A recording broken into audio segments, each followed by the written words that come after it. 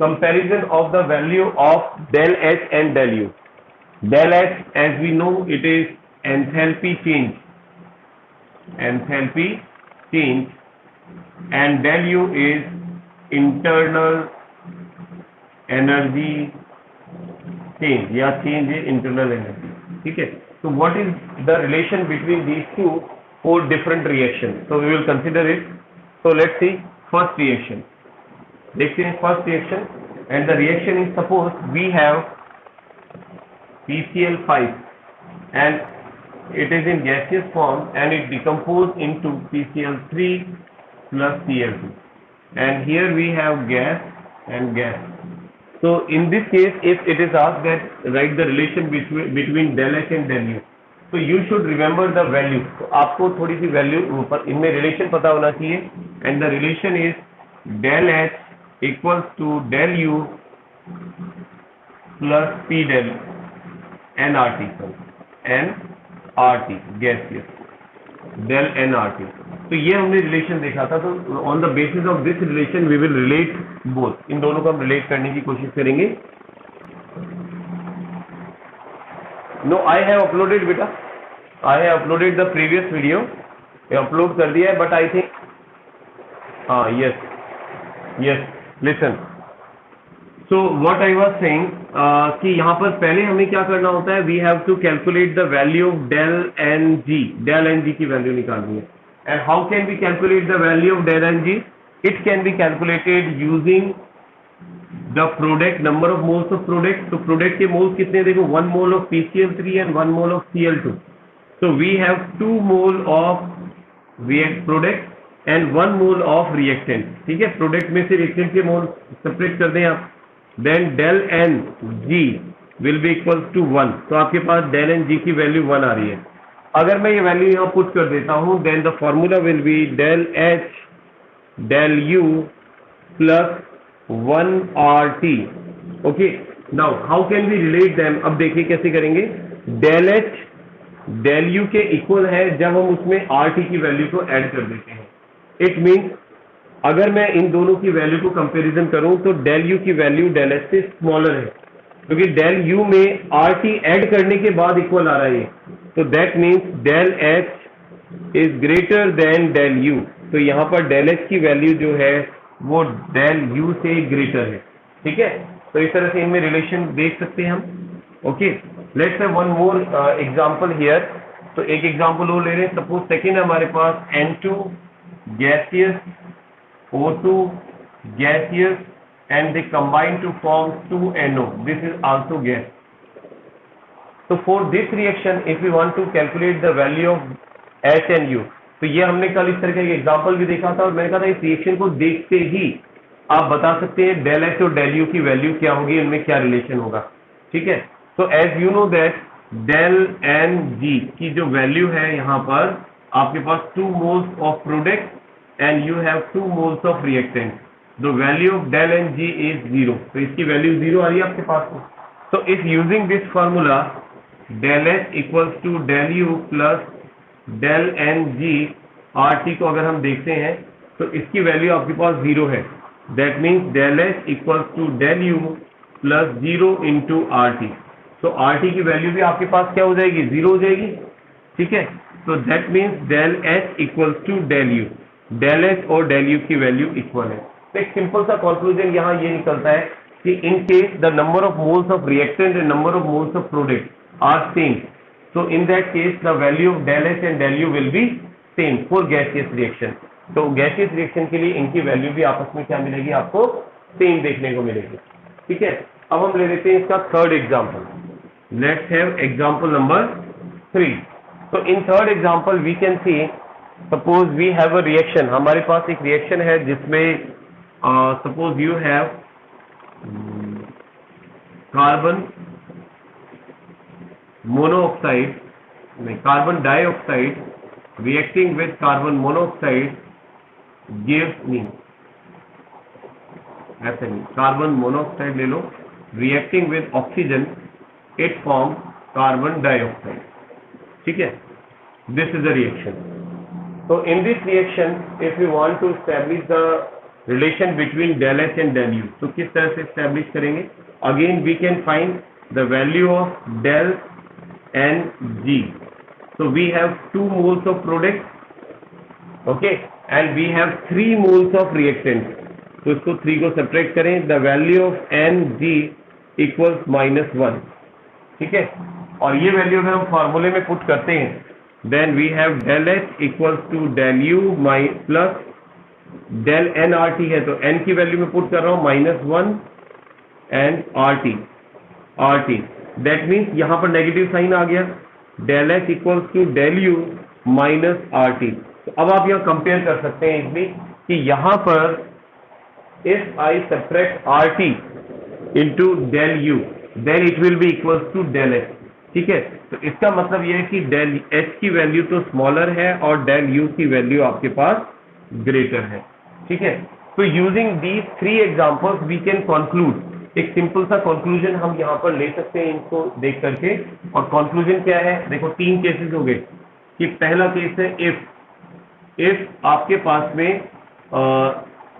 N P equals to N R, ठीक है। N P और एन आर से आपके पास में number of moles of reactant and number of moles of product if they are same, ठीक है। If number of moles of product and number of moles of reactant are same, तो उस case में आपके पास में डेल एच और del U की वैल्यू भी क्या होगी? सेम होगी, जैसा हमने यहाँ पर देखा, ठीक है। In this example we have checked it.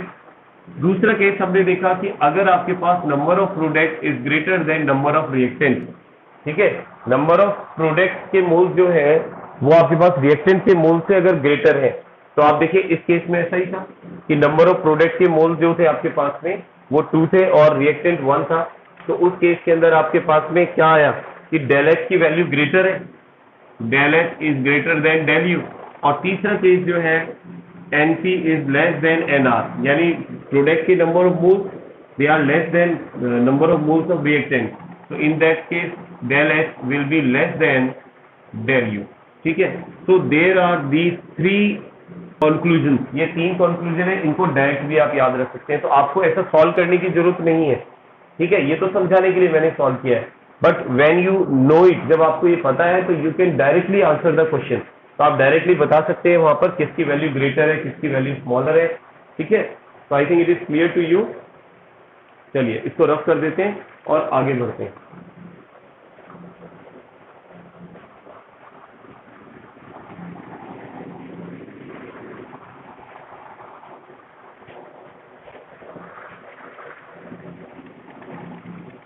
Okay, let's move on. So the next is, let's see, the next topic is heat capacity. That is very important topic, heat capacity. Heat capacity. Next topic we are discussing is heat capacity. इसको नीचे लिखा फिर भी ऊपर गया। Okay, it is heat capacity. Yes. तो what is heat capacity? क्या होता है heat capacity? चलिए देखते हैं। देखो जैसा नाम से ही पता चल रहा है आपको, heat capacity मतलब heat को contain करने की capacity। लेकिन आप इसको define कैसे करेंगे?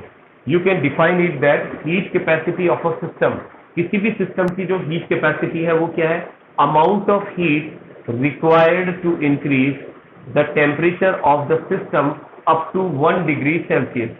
अगर आप किसी भी सब्सटेंस का, जिसको आप सिस्टम मान रहे हैं, उसका टेम्परेचर आप 1 डिग्री सेल्सियस तक इंक्रीज करते हैं, तो 1 डिग्री सेल्सियस तक इंक्रीज करने के लिए आपको कितनी हीट रिक्वायर्ड है? The required heat is called heat capacity. उसे अपन उस सब्सटेंस की हीट कैपेसिटी कहेंगे। तो चलिए इसको डिफाइन कर देते हैं। तो it is the amount of heat, it is the amount of heat of a system, amount of heat given to a system, ठीक है, given to a system, किसी सिस्टम को जो अपन अमाउंट ऑफ हीट दे रहे हैं, ठीक है, it is amount of heat given to a system. ऊपर ये लाइन कैसे जा रही है? Okay, given to a system to raise to raise its temperature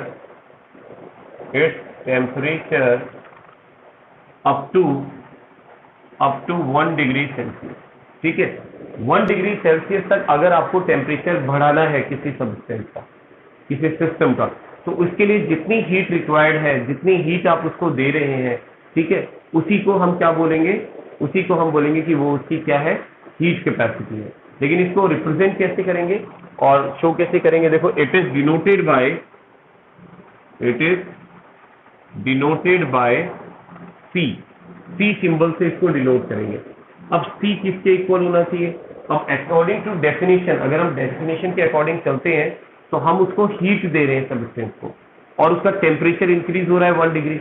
तो गिवन हीट को मैं किससे एक्सप्रेस करता हूँ, क्यू से, और क्यू से जब आपने उसको एक्सप्रेस कर रहे हैं तो डेफिनेटली इसका टेम्परेचर मान लो इंक्रीज हो गया T1 से T2, ठीक है, 1 डिग्री के डिफरेंस से, मतलब जो बीच का डिफरेंस है वो 1 डिग्री सेल्सियस होना चाहिए। तो आप T2 से T1 उसका जो टेम्परेचर का डिफरेंस है, तो इसको आप यूं भी तो शो कर सकते हैं, C equals to Q upon del T. ठीक है, तो C equals to Q upon del T किसको एक्सप्रेस कर रहा है, हीट कैपेसिटी को। If you want to calculate the heat capacity of a substance, तो what you require is the amount of heat given and the change in temperature, तो it will be the heat capacity of a substance. तो उस particular substance की वो heat capacity हो जाएगी। अब ये हीट कैपेसिटी अलग अलग हो सकती है। हो सकता है आपने 1 मोल सब्सटेंस का टेम्परेचर इंक्रीज करने के लिए हीट दी है, हो सकता है 1 ग्राम सब्सटेंस का टेम्परेचर इंक्रीज करने के लिए हीट दी है, तो उस कंडीशन में उसकी डेफिनेशन अलग अलग हो जाती है। तो अगर हम बात कर रहे हैं इसके बाद टाइप ऑफ हीट कैपेसिटी की, तो इसमें एक टाइप ऑफ हीट कैपेसिटी में आता है, next is specific heat capacity. Specific heat capacity, ठीक है, what is specific heat capacity.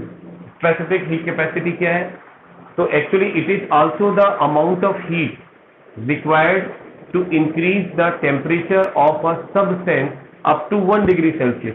But difference क्या आया, डिफरेंस आया फॉर 1 ग्राम सब्सटेंस, कि अगर हमारे पास में 1 ग्राम सब्सटेंस है और उसका टेम्परेचर मुझे 1 डिग्री सेल्सियस, यहाँ देखो सब्सटेंस की क्वांटिटी स्पेसिफाई नहीं है, ठीक है, अगर मैं स्पेसिफिक हीट की बात कर रहा हूं तो मुझे अमाउंट ऑफ सब्सटेंस को स्पेसिफाई करना पड़ेगा। तो यहां मैं लिख सकता हूं कि amount of heat required to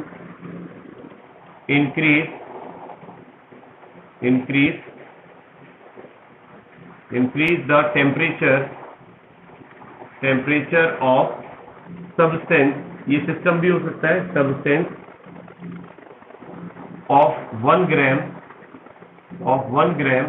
up to 1 degree Celsius.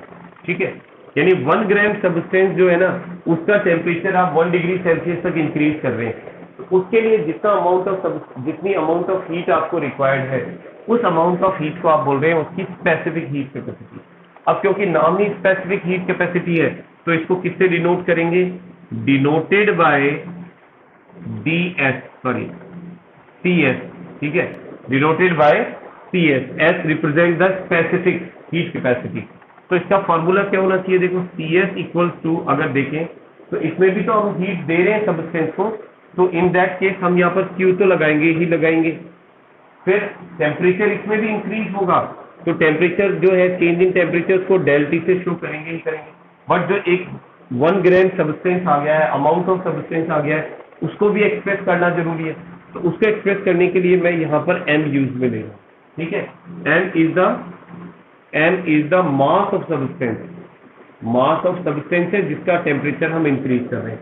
अब क्या हम इसको थोड़ा चेंज करके लिख सकते हैं, बिल्कुल लिख सकते हैं। क्या मैं इसको केवल हीट कैपेसिटी के टर्म्स में एक्सप्रेस कर सकता हूँ, देखिए, क्योंकि हम जानते हैं कि Q upon del T is heat capacity already, तो यहां पर मैं इसको यूं लिख सकता हूं कि CS जो है एक्चुअली में ये C अपॉन M ही तो है, ठीक है, because Q upon del T is C and this is capital M is the amount of substance, ठीक है, अमाउंट ऑफ सब्सटेंस को एक्सप्रेस कर रहा है। तो इस तरह से हम हीट कैपेसिटी को भी एक्सप्रेस कर सकते हैं। I think it is clear to you, heat capacity and specific heat capacity. ठीक है, अब आगे चलते हैं, इसको रफ कर रहा हूं मैं। चलिए अब हम बात करते हैं molar heat capacity. And the next is molar heat capacity. Let us see. The next is molar heat capacity. Okay, so what is molar heat capacity? तो देखिए इसकी डेफिनेशन जो अपन ने प्रीवियस जो डेफिनेशन पढ़ी है उसके बेसिस पर अपन इसको भी डिफाइन कर सकते हैं easily. Actually molar heat capacity 1 mole substance के लिए हीट कैपेसिटी है. बिल्कुल, it is the heat capacity for 1 mole substance, ऐसा भी कहा जा सकता है. तो अगर इसको हम डिफाइन करते हैं तो we can define it as कि amount of heat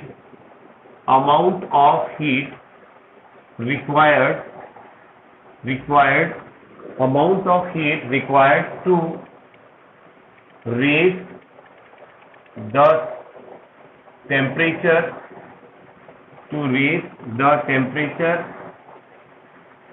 up to 1 degree Celsius for 1 mole substance. ठीक है, 1 मोल सब्सटेंस के लिए अगर आप 1 डिग्री सेल्सियस टेम्परेचर इंक्रीज करते हैं तो उसे उसकी क्या कहेंगे, मोलर हीट कैपेसिटी कहेंगे. और इसको डिनोट किससे करेंगे? It is denoted by Cm. ठीक है, M यानी मोलर हो गया यहाँ पर, ध्यान रखना. It is denoted by Cm, molar heat capacity. इसको हम मोलर हीट कैपेसिटी कहेंगे. अब बोर्ड सीधा दिख रहा है, देखो आपको पहले लिखा हुआ टेढ़ा दिख रहा था. चलो नो प्रॉब्लम, कोई दिक्कत नहीं. बच्चे सोच रहे होंगे सर टेढ़ा लिख रहे हैं, बट एक्चुअली मोबाइल ही टेढ़ा रखा हुआ है.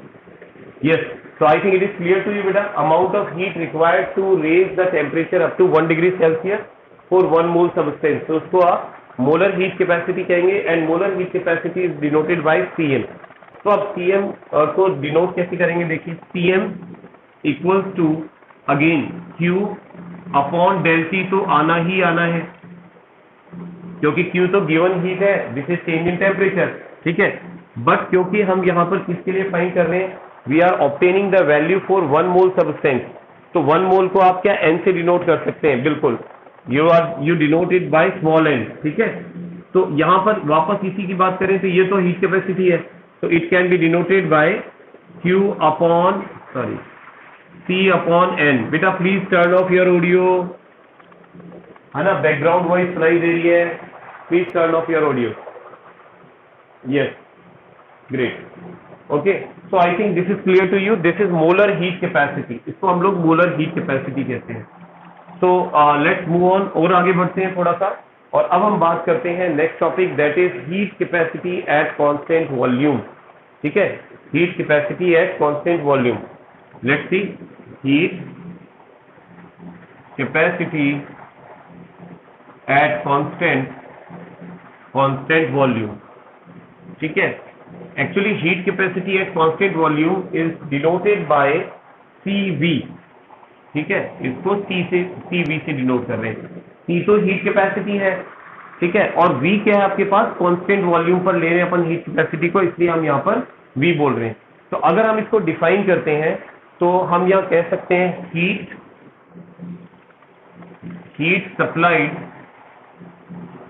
सप्लाइड टू अ सब्सटेंस, किसी सब्सटेंस को हमने हीट को सप्लाई किया. ठीक है, टू रेज इट्स टेम्परेचर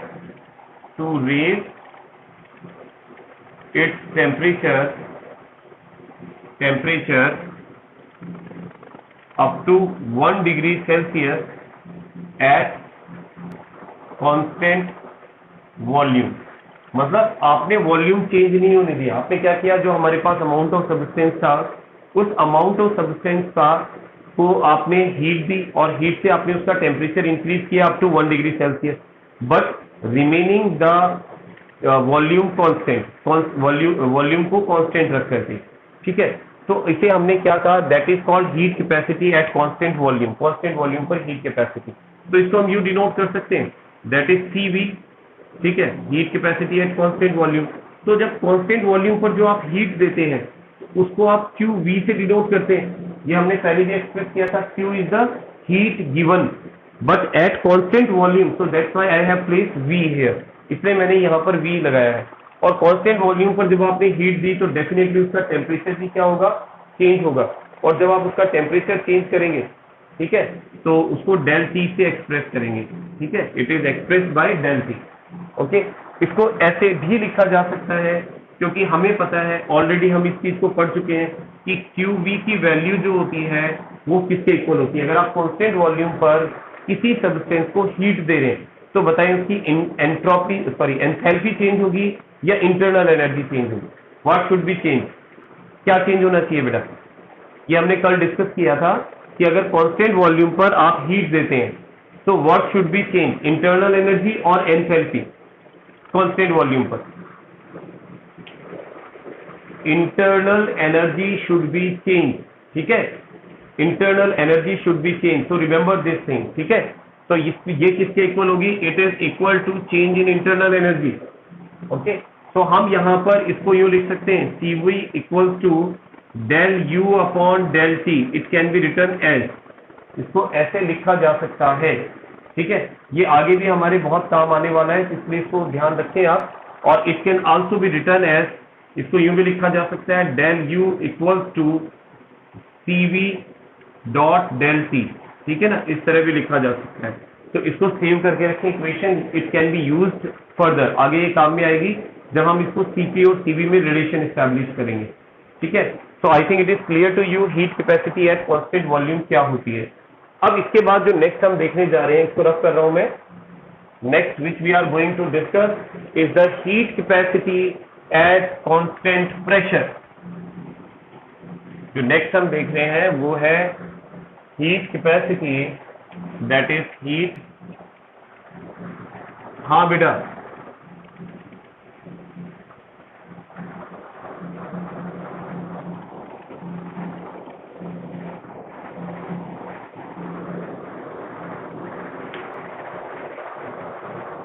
अब आगे बढ़ते हैं और बात करते हैं हम heat capacity at constant pressure. Constant pressure पर heat capacity, so how can we define it? So we can say that the amount of heat required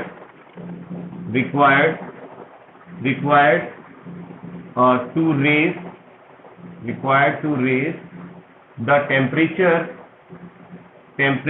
of a substance up to 1 degree Celsius at constant pressure, ठीक है, constant pressure का मतलब del P equals to 0, ठीक है। तो अब मेरा कहने का मतलब है कि आपने प्रेशर को चेंज नहीं होने दिया, आपने हीट दी सब्सटेंस को और इतनी हीट दी कि उसका टेम्परेचर 1 डिग्री तक बढ़ जाए। तो जितनी हीट वो सब्सटेंस जो है वो एक्वायर कर पा रहा है, ठीक है, 1 डिग्री सेल्सियस टेम्परेचर इंक्रीज करने के लिए, तो उसे हम क्या कहेंगे? That is called heat capacity at constant pressure, ठीक है। तो अब जैसा हमने पढ़ा था कि C जो है it is equals to Q upon del T होता है, ठीक है, ये हमने पढ़ा था। बट यहाँ जो हम बात करने जा रहे हैं दैट इज कांस्टेंट प्रेशर पर। तो CP यूज में लूंगा मैं यहाँ पर, क्योंकि कांस्टेंट प्रेशर पर हीट कैपेसिटी है। और ये जो आप हीट दे रहे हैं किसी सब्सटेंस को, ये भी कांस्टेंट प्रेशर पर दे रहे हैं, तो इसको अपन क्या बोलेंगे? That will be called QP, यानी given heat at constant pressure, ठीक है। And we know that heat at constant pressure, ठीक है। अब हीट आप दे रहे हैं तो डेफिनेटली आप चेंज कर रहे हैं हीट में, तो हम ऐसे लिख सकते हैं change in heat at constant pressure.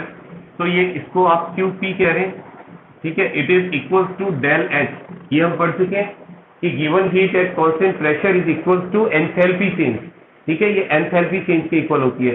तो इसका मतलब मैं यहाँ एंथैल्पी को यूज में ले सकता हूँ, CP equals to del H upon del T, ठीक है। It can be written as, इस तरह भी लिखा जा सकता है, और it can be written as del H equals to CP dot del T। It can also be written as, इस तरह भी लिखा जा सकता है। तो I think it is clear to you कि कांस्टेंट प्रेशर पर हीट कैपेसिटी क्या है, कांस्टेंट वॉल्यूम पर हीट कैपेसिटी किसे कहते हैं हम लोग, ठीक है।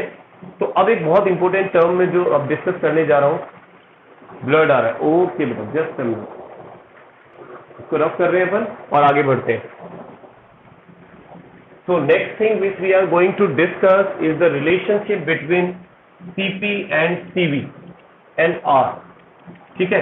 And this is very important relation, ये जो रिलेशनशिप मैं आपको बता रहा हूँ Cp, Cv एंड R के बीच में, that is very important for exam point of view as well as for competition exam point of view, ठीक है ना।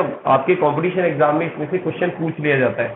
So let's see the relationship between Cp, Cv and R। Relationship between Cp, Cv and R, इन तीनों को हम relate करेंगे कि ये तीनों किस तरह से एक दूसरे से रिलेटेड हैं, ठीक है। तो how can we relate them? Actually we know that अगर मैं एंथैल्पी, इंटरनल एनर्जी और प्रेशर वॉल्यूम के बीच में 1 मोल गैस के लिए रिलेशन देखूं तो हम इस तरह से देख सकते हैं, जैसे relation between H, U and PV, ठीक है, फॉर 1 मोल गैस, ठीक है। 1 मोल गैस के लिए अगर मैं रिलेशन देखता हूं तो it can be written as H equals to U plus PV। It can be written as, ऐसे लिखा जा सकता है क्योंकि वैसे ठीक है, ओके, नो प्रॉब्लम। तो ये रिलेशन हम ऑलरेडी पढ़ चुके हैं कि एंथैल्पी जो है वो आपके पास internal energy plus pressure volume work के सम के इक्वल होता है। अब जैसा हमें पता है, as we know that PV equals to nRT होता है, ठीक है। From ideal gas equation we know it कि PV इक्वल्स टू nRT। तो यहां पर हम PV को डिस्प्लेस कर सकते हैं nRT से। It can be written as, इसको इस तरह से लिखा जा सकता है PV equals to nRT, okay. अब अगर मैं एक छोटा सा काम करता हूं, I can do one thing कि मैं यहाँ पर जो हमारे पास में जो वैल्यूज है उन सबको मैं डेल से मल्टीप्लाई कर देता हूँ, सपोज, ठीक है, मल्टीप्लाइड बाय डेल। तो इसको मैं डेल से मल्टीप्लाई करता हूँ, it will be del H, इनको भी डेल से मल्टीप्लाई करता हूँ U प्लस nRT, ठीक है, इनको एक बार डेल से मल्टीप्लाई कर रहा हूँ तो it is del H del U plus nR del T। It can be written as, इस तरह से लिखा जा सकता है। अब मैंने R के आगे बेटा डेल नहीं लगाया है क्योंकि R एक कांस्टेंट है, तो R की वैल्यू चेंज नहीं होगी, ठीक है। वेरिएबल जो है हमारे पास वो तो T है, U है और H है, R कांस्टेंट है और N में वैसे भी 1 मोल काम में लूंगा तो इसलिए N की कोई दिक्कत वाली बात नहीं है N में, ठीक है। अब हमें क्या करना है, देखो हमने अभी थोड़ी देर पहले रिलेशन देखा था कि हमने देखा था कि Cp इक्वल्स टू क्या था, कांस्टेंट प्रेशर पर जो हमारे पास में हीट कैपेसिटी है that is equals to del H upon del T, ये देखा था हमने। और इसको हमने ये लिखा था कि डेल H इक्वल्स टू होता है Cp डॉट डेल T, ये देखा था हमने। सिमिलरली Cv के लिए क्या देखा था, del U upon del T देखा था हमने। तो यानी डेल U इक्वल्स टू क्या हो जाएगा, Cv डॉट डेल T, ये देखा था हमने। अगर ये वैल्यूज मैं यहाँ पुट कर देता हूँ, ठीक है, देखिए डेल H की वैल्यू पुट कर रहा हूँ, Cp dot del T equals to then Cv dot del T plus nR del T, ठीक है। तो एक काम करते हैं, इसको ट्रांसफर कर देते हैं इधर पर और यहाँ आ जाएगा Cp minus del T, sorry dot del T minus Cv dot del T equals to nR del T, okay.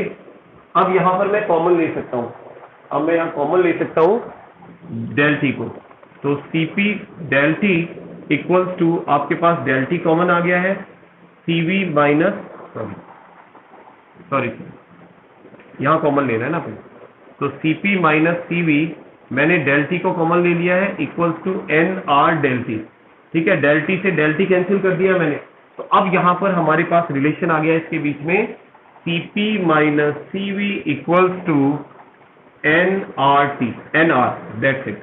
So this is the relation between Cp, Cv and R and n is the number of moles, ठीक है। तो Cp क्या है, constant pressure पर heat capacity, Cv क्या है, constant volume पर heat capacity और R एक कांस्टेंट है। तो ये इन तीनों में रिलेशन है, ठीक है। इस पर न्यूमेरिकल भी खैर पूछे जाते हैं, बट डायरेक्ट क्वेश्चन मैंने देखा है कि नीट में आप प्रीवियस ईयर के क्वेश्चन उठा करके देखेंगे तो इस चैप्टर में से, और कई बार इसको स्टेट ऑफ मैटर के अंदर भी इसको दे दिया जाता है, तो वहां से ना ये रिलेशन से रिलेटेड क्वेश्चन पूछ लिए जाते हैं कि which of the following relation is correct, ठीक है ना। या इसमें न्यूमेरिकल में आपको मान लीजिए Cp की वैल्यू दे दी, Cv की वैल्यू फाइंड करने के लिए दे दी, तो ऐसे क्वेश्चन इसके अंदर पूछ लिए जाते हैं। तो I think this relation is clear to you. Okay बेटा, ये क्लियर है आप? हाँ, एन अगर नहीं भी लगाए, वो मैंने लिख दिया था बिगनिंग में, ठीक है। अगर आप जैसे 1 मोल नहीं लेते हैं तो भी आप कोई इशू नहीं है वहां पर, ठीक है, वो मैंने लिख दिया। फिर आप केवल आर से भी बता सकते हैं, जैसे अगर आप नंबर ऑफ मोल्स 1 ले रहे हैं then it will be Cp minus Cv equals to R, फिर ये आपके पास रिलेशन हो जाएगा, ठीक है ना। For 1 mole of gas, 1 mole gas के लिए Cp minus Cv equals to R. तो इस रिलेशन को आप अच्छी तरह से ध्यान में रखें।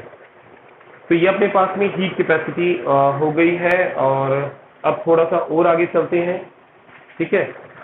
अब इसमें इसको रफ कर रहा हूं बेटा मैं, और आगे बात करते हैं अपन इसके बारे में।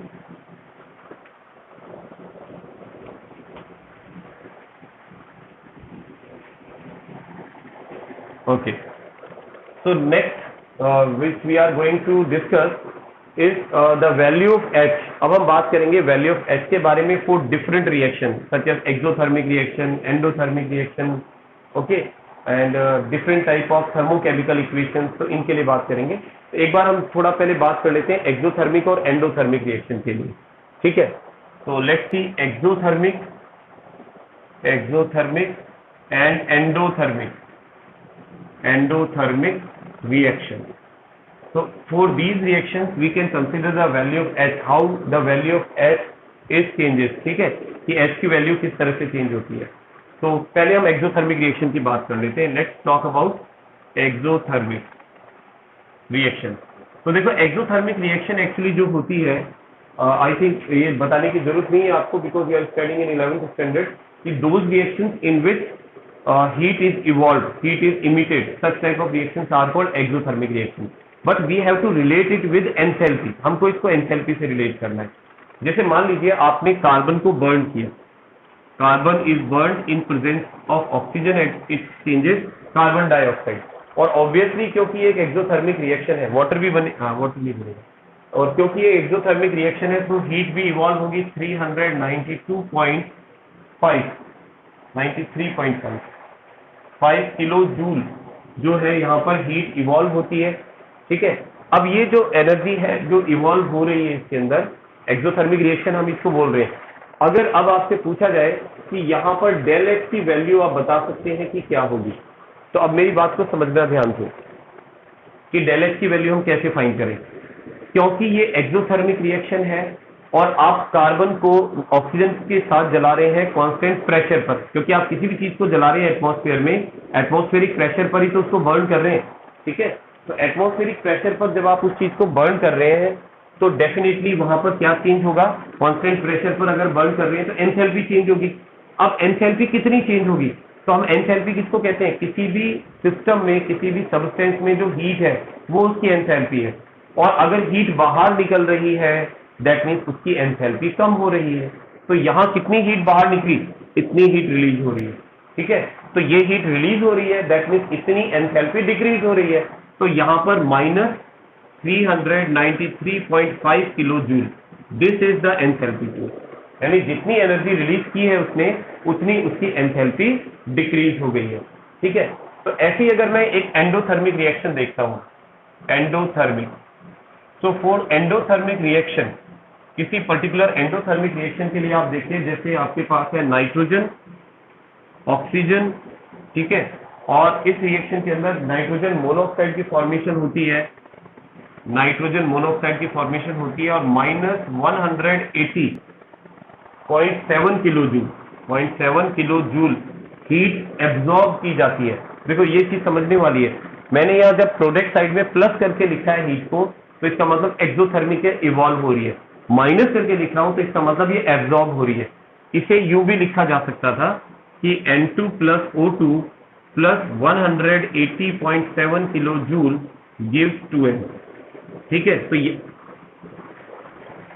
नहीं बेटा, एक्चुअली यही तो मैं बताना चाह रहा हूं कि क्योंकि हम एक्सोथर्मिक रिएक्शन की बात करें तो देखो जो चीज रिलीज होती है वो प्रोडक्ट साइड से होती है, बट प्लस के अंदर लिखा होता है, उसे यहाँ प्लस में लिखा हुआ है, लेकिन अगर प्रोडक्ट साइड आपको माइनस के अंदर लिखा हुआ है तो इसका मतलब वो रिलीज नहीं हो रही है, वो चीज एब्जॉर्ब की जा रही है, ठीक है ना, वो चीज एब्जॉर्ब हो रही है। तो ये चीज ध्यान रखें तो इसको आप यूं भी लिख सकते हैं कि जो यहाँ पर मान लो एब्जॉर्ब हो रही है तो उसको मैं रिएक्टेंट साइड लिख सकता हूँ। अब मैंने यहाँ पर क्या किया, ये रिएक्टेंट साइड है, फिर एरो है, फिर प्रोडक्ट है, तो इसका मतलब रिएक्टेंट साइड के अंदर इसको शो किया है, मतलब ये एब्जॉर्ब हुई है। तो अगर हीट एब्जॉर्ब हो रही है, जैसे मान लो किसी भी सब्सटेंस की एंथैल्पी फिक्स है कांस्टेंट प्रेशर पर, अब उसने हीट को एब्जॉर्ब किया तो हीट उसकी एंथैल्पी को इंक्रीज करेगा। तो उस केस में अगर मैं इसमें चेंज इन एंथैल्पी की बात करता हूं तो यहां तो चाहे नेगेटिव में लिखी हुई है वैल्यू, बट हमें यहां लिखना है प्लस 180.7 किलो जूल, ठीक है। तो इतनी एंथैल्पी उसकी इंक्रीज हो गई। ये टोटल एंथैल्पी नहीं है, ये चेंज इन एंथैल्पी है कि जितनी पहले एंथैल्पी थी उससे अब कितनी एंथैल्पी चेंज हुई, इतनी एंथैल्पी उसकी इंक्रीज हो गई है। So by this way we can calculate the enthalpy change in reaction. तो रिएक्शन में हम एंथैल्पी चेंज देख सकते हैं। अगर एक्सोथर्मिक रिएक्शन है तो एंथैल्पी डिक्रीज हो रही है, एंडोथर्मिक रिएक्शन है तो एंथैल्पी इंक्रीज हो रही है, ठीक है। So I think it is clear to you.